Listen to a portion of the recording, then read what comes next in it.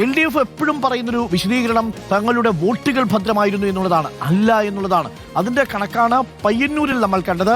ആരും വില തരില്ല. ഈ ചാരുകസേര പോലും എന്നോട് എന്റെ മേത്തുനിന്ന് ഇറങ്ങിപ്പോടാ പുല്ലേ എന്ന് പറയും പോലെ. വോട്ട് ഷെയർ ഒന്ന് പരിശോധിക്കുകയാണെങ്കിൽ പ്രേക്ഷകർക്ക് CPM-ന്റെ വോട്ട് ഷെയർ കാണാം 21.76%. എന്റെ എല്ലാം കൊണ്ടുപോയേ.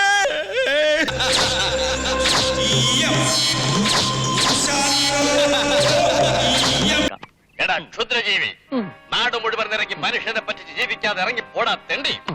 പറ്റിയാണോ? ഏതോ തുടർ നാടകമാണ്. അപ്പൊ പിന്നെ അടുത്ത മുഖ്യമന്ത്രി എന്താ ഇത്ര സംശയം? താൻ തന്നെ. എന്താ എന്തു പറ്റി? ഒന്നുമില്ല.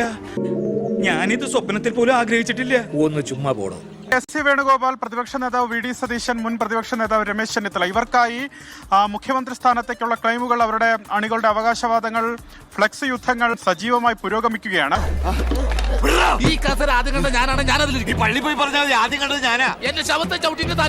BJP പക്ഷേ അതിനൊപ്പം 2 മണ്ഡലങ്ങൾ കൂടി 3 താമരകൾ കേരളത്തിൽ വിരിയുന്ന സാഹചര്യം ഉണ്ടായിരിക്കുകയാണ്. അപ്പൊ സാറേ, എന്റെ കക്ഷി മത്സരിച്ച 3 സീറ്റിലും ഞങ്ങൾ വിജയം കണ്ടെത്തി കഴിഞ്ഞു. അങ്ങനെയൊക്കെ വഴിയില്ല.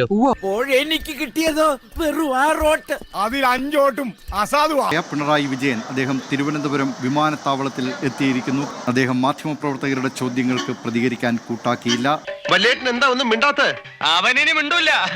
അവനിനി ജീവിതത്തിൽ ആരോടും മിണ്ടൂല. എല്ലാ തരത്തിലും നീ തന്നെ ഉത്തരവാദി. ഓക്കെ. എന്തിനാ സാർ ഇന്ന് സമയം കളയുന്നത്? ഇപ്പൊ പോയ സന്ധിക്കുമ്പോ വീട്ടിലെത്താം. ഇവിടെ ഞങ്ങൾക്ക് 100 കൂട്ടം പണികളുണ്ടെന്നേ. എന്നെ ഇവിടുന്ന് പറഞ്ഞു വിട്ടാൽ എനിക്ക് ചെയ്യാൻ വേറെ പണി അറിയില്ല. നിനക്ക് വേറെ എന്തല്ല ഒരു പണി ചെയ്യാനും അറിയില്ല.